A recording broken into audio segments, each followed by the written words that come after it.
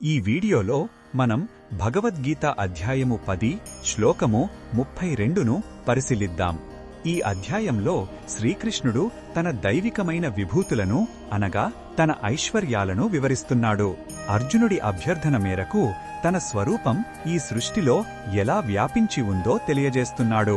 మొదటగా ఈ పవిత్ర శ్లోకాన్ని భక్తితో విందాం. సర్గాణామాదిరంతశ్చ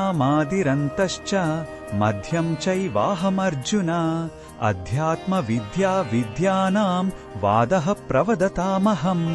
ఈ శ్లోకం అర్థం ఏమిటంటే, ఓ అర్జున, సమస్త సృష్టులకు ఆది, మధ్యము మరియు అంతము కూడా నేనే.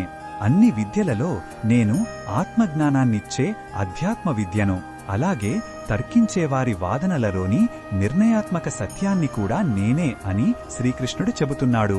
అంటే ఈ ప్రపంచంలో కనిపించే ప్రతి వస్తువు, ప్రతి ప్రాణి భగవంతుని నుండే పుడుతుంది. ఆయన శక్తితోనే నిలబడుతుంది, చివరకు ఆయనలోనే లీనమవుతుంది. అన్ని రకాల లౌకిక విద్యల కన్నా మన నిజ స్వరూపమైన ఆత్మను గురించిన జ్ఞానమే ఉత్తమమైనది. అదే అసలైన విద్య.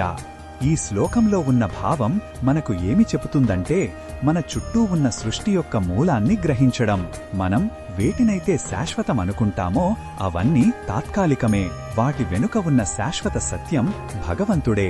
లౌకిక జ్ఞానం మన జీవితానికి అవసరమే కాని ఆధ్యాత్మిక జ్ఞానం మన జీవితానికి పరమార్థాన్ని ఇస్తుంది. వాదనలలో గెలవడం ముఖ్యం కాదు, సత్యాన్ని తెలుసుకోవడం ముఖ్యం. ఆ అంతిమ సత్యమే భగవంతుని స్వరూపం. ఈ బోధనను మన దైనందిన జీవితంలో ఎలా ఉపయోగించుకోవచ్చు అంటే, ఏదైనా వస్తువును లేదా సంబంధాన్ని కోల్పోయినప్పుడు దాని పుట్టుక, ఉనికి, ముగింపు అన్నీ దైవ సంకల్పమే అని గుర్తు చేసుకోవాలి. ఇది మనకు దుఃఖాన్ని తట్టుకునే శక్తిని ఇస్తుంది.